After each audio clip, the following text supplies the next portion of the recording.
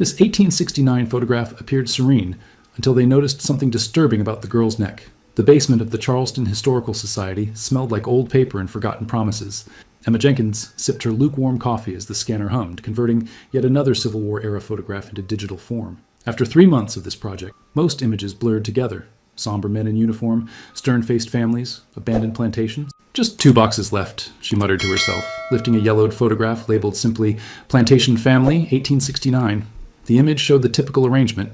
A wealthy white family seated on their porch, furniture dragged outside for the occasion. The father stood rigidly behind his seated wife, hand on her shoulder, 2 young boys in sailor suits flanking them. Behind them all, nearly blending into the shadows, stood a young black girl in a simple dress, no more than 12 years old. Emma almost placed it directly into the scanner when something made her pause. The girl's expression was different from the vacant stares usually captured in such photos. There was something in her eyes, a defiance, a presence. "Let's see what the high-res shows," Emma whispered, adjusting the scanner settings to maximum resolution. When the enhanced image appeared on her monitor, Emma's breath caught. She zoomed in on the girl's neck, where the shadows had hidden something. At normal resolution, it was barely visible, but now, "Dr. Reynolds needs to see this," she said, reaching for her phone, her hand trembling slightly. Later that evening, as rain pelted the windows of the museum's research room, Emma and Dr. Reynolds stared at the enlarged image in silence. The museum director finally spoke. "4 years after emancipation? This shouldn't be possible." "But it's right there," Emma replied, pointing to the strange marking on the girl's neck. "And I need to know why." The museum director's office felt unusually cold the next morning. Emma sat across from Dr. Reynolds, who studied the photograph with a magnifying glass, his brow furrowed. "I've approved your research request," he said finally. 2 weeks. That's all I can spare you from the digitization project." Emma nodded, already planning her approach. "I'll start with the property records. The photo came from the Harrison donation, right?" "Yes, but be careful, Emma." Dr. Reynolds removed his glasses. "The Harrisons still have considerable influence in the city. Their family foundation funds half our exhibitions." "This is historical research, not an exposé," Emma assured him, though something in his warning unsettled her. That afternoon, she found herself in the county records office, surrounded by leather-bound deed books. The Harrison plantation, Magnolia Grove, had passed through 4 generations before being parceled and sold in the 1920s. The 1860 slave census listed 47 people as property. No names, just ages and genders. A girl of approximately 6 years would have been 12 by 1869. Emma photographed the pages, then moved to the Freedmen's Bureau records. Hours passed as she searched for any mention of the Harrison plantation, any record of abuses reported after emancipation. As the office was closing, she found it. A complaint filed in August 1868 by a former slave named Isaiah. The handwritten note alleged that James Harrison was still keeping workers against their will after emancipation. The investigation outcome was marked with a single word: unfounded. Outside, the sticky Charleston heat enveloped her as her phone rang. An unfamiliar number. "Ms. Jenkins, this is Thomas Harrison. I understand you're researching my family's history. Perhaps we should meet." Emma froze on the museum steps, wondering how he already knew. Kaywood Tea Room occupied the ground floor of a pre-revolutionary building on Church Street. Emma arrived 15 minutes early, selecting a table with a clear view of the entrance. When Thomas Harrison walked in, she immediately recognized the family resemblance to the man in the photograph. "Thank you for meeting me," he said, his voice carrying the polished accent of old Charleston money. "Our family has maintained an interest in the Historical Society for generations." "I appreciate your time," Emma replied, studying him. Thomas appeared to be in his 60s, impeccably dressed in a seersucker suit despite the heat.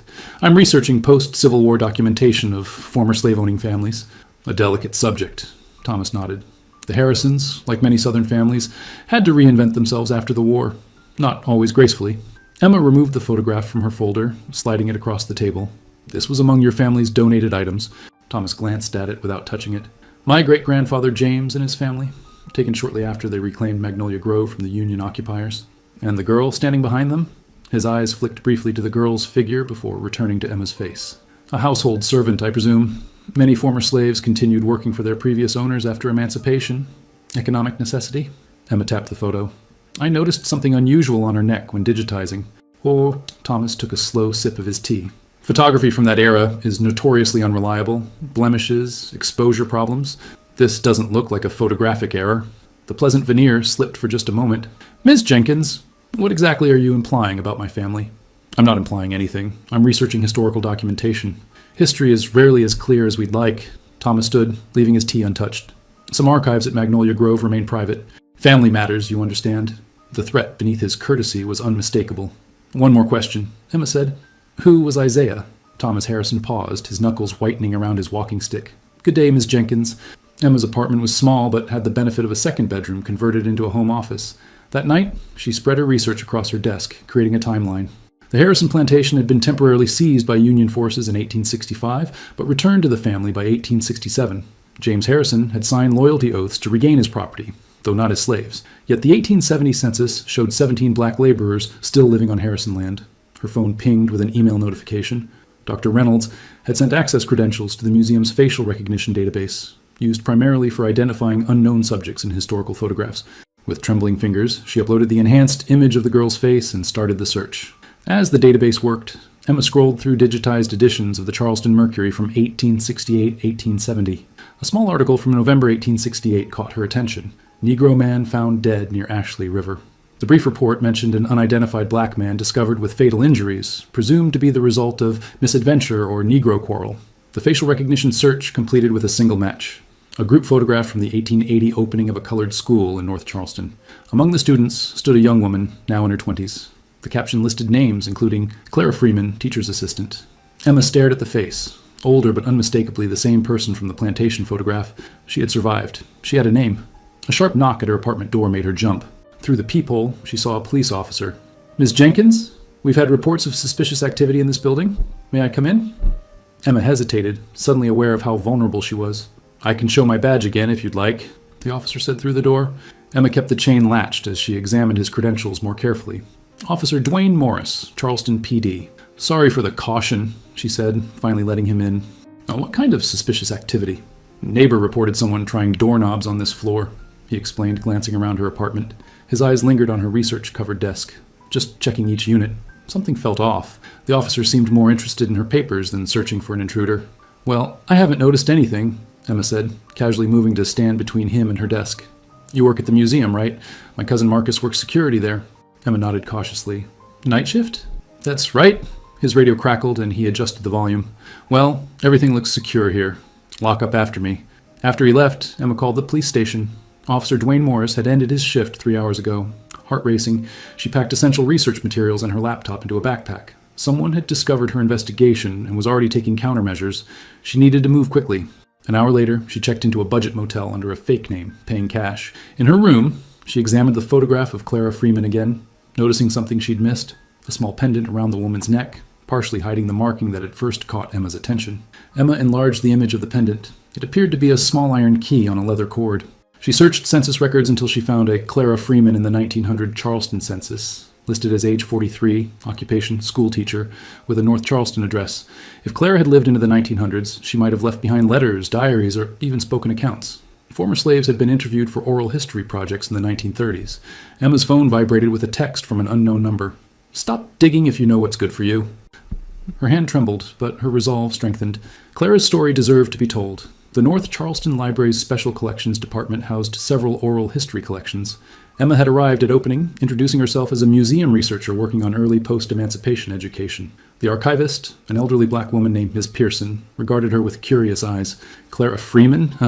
That's not a name I've heard researchers ask about before." She disappeared into the stacks, returning with a thin archival box. "We have a Works Progress Administration interview with her from 1937, shortly before she passed." Emma's heart raced as she opened the folder containing the typewritten transcript. Clara had been 80 years old when interviewed, one of the last living people born into slavery in Charleston County. The interview focused mainly on her educational work, but toward the end, the interviewer had asked about her childhood. "I was born on Magnolia Grove Plantation," Clara had stated. "After the war, my father Isaiah tried to leave with me, but the master wouldn't allow it. Said we owed debts that had to be worked off. My father disappeared in '68. They told us he ran off, but I knew better." Emma's breath caught. "Isaiah, the same man who had filed the complaint with the Freedmen's Bureau," Clara continued. "I remained until I was 16. What choice did I have? A child alone? But I kept my father's key safe, like he told me to." The interview ended abruptly there with a note from the interviewer. The subject became distressed and declined to continue. "Miss Pearson," Emma asked, "do you have any other records relating to Clara Freeman?" "Personal effects, letters. The oral histories were collected as text only," she replied. "But," she hesitated, "Clara Freeman has a great-granddaughter who still lives in North Charleston, Elaine Watson. She teaches at the community college. Would you have her contact information?" Ms. Pearson smiled gently. "I'm not supposed to share that, but I can tell you that Professor Watson teaches American history on Tuesday and Thursday afternoons." Emma nodded, understanding the implied help. "Thank you. You've been incredibly helpful."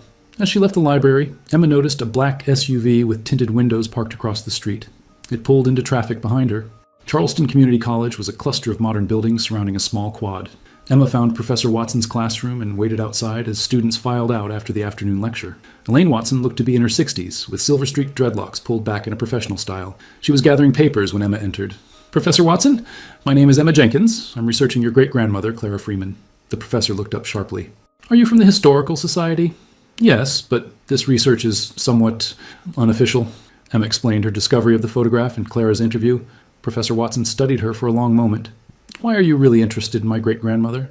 "Because someone tried to erase her story," Emma replied honestly. "And now people are trying to stop me from uncovering it." Something in her words seemed to convince the professor. "Come with me." They drove in silence to a small bungalow in a quiet neighborhood. Inside, Professor Watson unlocked a wooden chest in her living room. "Our family history," she explained, removing a small wooden box. "Clara left this for her descendants, said it was proof of what really happened at Magnolia Grove." Inside the box lay a small iron key on a leather cord, the same pendant from the photograph, alongside a folded piece of paper with faded handwriting.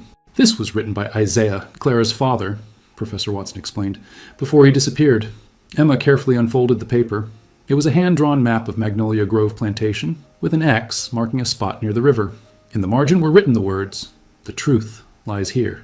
The key unlocks more than doors." "My family has protected this for generations," Professor Watson said, "but we never knew what it meant. The plantation was subdivided long ago." Emma studied the map. The section is now the Harrison Wildlife Preserve. Privately owned, but the old plantation house still stands as a historical site. "Be careful," Professor Watson warned. "The Harrisons have protected their reputation for over a century."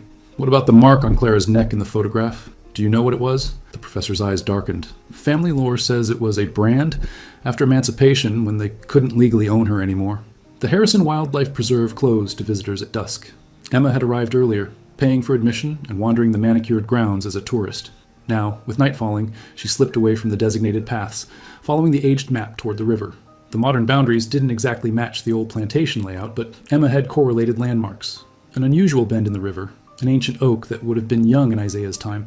Using her phone's flashlight, she navigated through underbrush until she reached the approximate location of the X on the map. Nothing immediately stood out, just overgrown forest. Then her light caught something, a pile of stones too orderly to be natural. Emma began carefully removing them, revealing what appeared to be an old cellar door, long abandoned and reclaimed by nature. The iron key from Clara's pendant was small, possibly for a lockbox rather than this door. Emma continued clearing debris, finding the rusted hinges of the door completely seized with age. Using a fallen branch as leverage, she managed to pry it open with a groan of protesting metal. Stale air wafted up from the darkness below. Emma hesitated, then began descending the crumbling stairs, the beam of her flashlight illuminating a small underground room. It had once been a storage cellar, but the shelves now held only dust. In the corner, however, stood a small metal box, rusted but intact. The key fit perfectly. Inside lay a leather-bound ledger and a folded newspaper clipping from 1868. The ledger was a secret account book, recording the continued ownership and sale of people after emancipation had made slavery illegal. James Harrison and several other plantation owners had created a private system to maintain their human property through debt and intimidation. The newspaper clipping was the complete version of the article she'd seen before. Negro man found dead near Ashley River. But this version included details omitted from the public record. The man had been identified as Isaiah Freeman and bore distinctive marks of whipping and torture. Emma photographed everything with trembling hands. This was evidence of crimes covered up for generations. A sound from above made her freeze. Voices, flashlight beams. She wasn't alone anymore. Emma extinguished her light, heart pounding. Footsteps moved across the ground above, too deliberate for random hikers. "Check down there," a male voice commanded. A powerful flashlight beam swept down the stairs. Emma pressed herself against the wall, clutching the ledger and key. There was no other exit. "Ms. Jenkins," called a familiar voice. Thomas Harrison. "This is private property after hours. Why don't you come up and we can discuss what you found?" His reasonable tone contrasted with the implied threat. Emma remained silent, mind racing. "You're trespassing on Harrison land. That's a criminal offense," he continued. "However, I'm willing to overlook it. The museum needs its funding, after all." When she didn't respond, footsteps descended the stairs. Emma made a split-second decision, tucking the evidence into her backpack and stepping forward. "Mr. Harrison," she said, shielding her eyes from the blinding flashlight. "I was just leaving." The man accompanying Thomas wore a security uniform but carried himself like law enforcement, possibly the same impersonator who'd come to her apartment. "That's museum property you're carrying," Thomas said, pointing to her backpack. "Actually, it's evidence of historical crimes." Emma replied, her voice steadier than she felt. "Crimes your family concealed for generations." Thomas's expression hardened. "History is complicated, Miss Jenkins. My ancestors did what was necessary during a difficult transition period. They murdered Isaiah Freeman and continued enslaving people illegally," Emma countered. "That's not complicated, it's criminal." "Those accusations would be difficult to prove after 150 years, Thomas said coldly, "and damaging to many prominent Charleston families, including current donors to your museum." Emma took a step toward the stairs. "I'm leaving now." "The ledger and key stay," Thomas insisted. "Everything I've found has already been backed up and sent to secure locations," Emma lied, hoping her bluff wasn't transparent, "including to Professor Watson and the Charleston Justice Project." Uncertainty flashed across Thomas's face for the first time. His security guard looked to him for instructions. "Let her pass," Thomas finally said. "This isn't over, Miss Jenkins. Some history is better left buried." "Oh." Emma climbed the stairs, expecting to be stopped any moment. She walked steadily away, not breaking into a run until she was well into the woods, the sound of pursuit never materializing behind her. 1 month later, Emma stood before the new exhibition at the Charleston Historical Society. Untold Stories, Resistance and Survival After Emancipation. At its center hung the digitally enhanced photograph of the Harrison family with Clara Freeman standing behind them, the brand on her neck now clearly visible. Beside it was a display case containing the iron key and Isaiah's map, on permanent loan from the Freeman-Watson family collection. The exhibition had drawn record crowds and national media attention. Dr. Reynolds had been furious at first, then pragmatic when the publicity brought new funding sources to replace the withdrawn Harrison endowment. Emma felt a presence beside her and turned to find Professor Watson studying the photograph. "She looks like my mother around the eyes," the professor observed. Strong, even then. The ledger provided enough evidence to rename 3 campus buildings and a park that had honored slave owners, Emma noted. "The Historical Commission is reviewing others," Professor Watson nodded. "Small justice, but something. Isaiah would be proud that his evidence finally came to light." Emma watched as visitors moved through the exhibition, reading the stories of Clara, Isaiah, and others who had resisted their continued bondage after emancipation. The complete newspaper article about Isaiah's murder was displayed alongside the ledger pages documenting illegal enslavement. "The Harrisons have left town," Professor Watson mentioned. "Rumors say they've moved to their property in Virginia." "Running from history," Emma remarked. "But they can't escape it anymore," the professor replied. "Clara kept that key for a reason. She knew someday someone would use it to unlock the truth." Outside, Charleston carried on, its genteel beauty now revealing more of its complicated past to those willing to see. Emma watched a school group enter the museum, young faces curious about stories long hidden from them. "What will you research next?" Professor Watson asked. Emma smiled slightly. "There are still plenty of old photographs in our archives. Who knows what else they might be hiding in plain sight?" The truth, once buried, had finally emerged into the light, just as Clara and Isaiah had hoped it would.